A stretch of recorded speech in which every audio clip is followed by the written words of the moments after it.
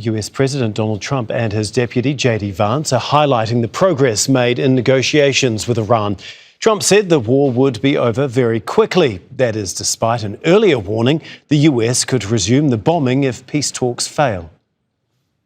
We're going to end that war very quickly. They want to make a deal so badly. They're tired of this. This should have happened for 47 years. Somebody should have done something about it. And it's going to happen, and it's going to happen fast. And you're going to see oil prices plummet. They're going to come down. There's so much oil out there. They're going to come plummeting down. There's an option B. And the option B is that we could restart the military campaign to continue to prosecute the case, to continue to try to achieve America's objectives. And we could talk a little bit about what that looks like, but that's not what the president wants, and I don't think it's what the Iranians want either. We have an opportunity here, I think, to reset the relationship that has existed between Iran and the United States for 47 years. That's what the president has asked us to do, and that's what we're going to keep on working at. But it takes two to tango. We are not going to have a deal that allows the Iranians to have a nuclear weapon. So as the president just told me, we're locked and loaded. We don't want to go down that pathway, but the president is willing and able to go down that pathway if we have to. Iran has warned against a resumption of hostilities. Foreign Minister Abbas Araghchi said any return to war would come with many more surprises based on the lessons Tehran has learned.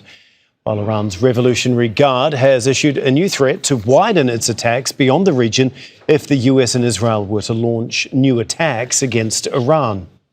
I'm going to go to Nida Ibrahim now, who is in Ramallah in the occupied West Bank, who's tracking reaction in Israel for us. And Nida, can you just run us through the latest remarks within Israel about these potential strikes by the US on Iran?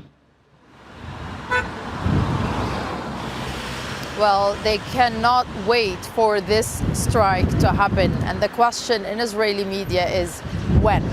That's the main concern. As the time goes by, that the Israelis feel that maybe the Americans are not necessarily interested in resuming the war.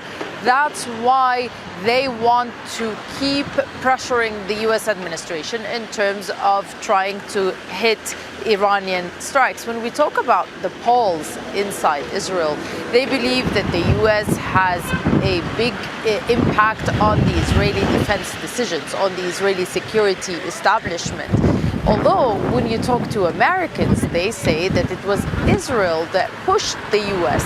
into a war without having all of the goals being realistic or potentially available to be secured. There's deep frustration in Israel when it comes to the regime showing steadfastness. They believe, and they've been saying since the beginning of the war, that the regime will fall when the war stops. That will give people the potential to go to the streets when they're not in direct confrontation with an outside enemy. That did not happen. All of that does not sit well with Israelis who believe that Netanyahu could not achieve the war goals. The main concern that the U.S. might have figured out that what Netanyahu did in pressuring President Trump and lobbying for the war might have not been the best decision for them. Let's listen to what the Israelis are saying about the American remarks about the war.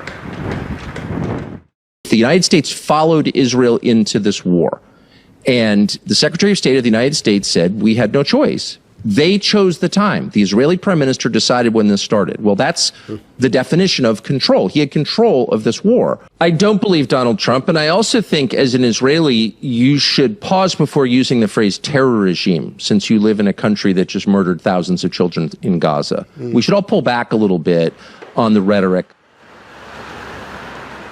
Well, that's a main concern in Israel. Why? Because they believe that the Israeli narrative is not deeply penetrating the U.S. mainstream public, the media, the way it used to before. There is deep criticism for Israelis, specifically when we talk about the young generation and particularly in the Democratic Party. So all of these concerns in Israel about the role the U.S. is playing in the region, about the fact that the war still did not achieve any of its goals, all of that is not sitting well with Israelis as they keep trying to pressure for a strike on Iran. Okay, thank you so much, Nida, as always. Nida Ibrahim there for us in Ramallah in the occupied West Bank.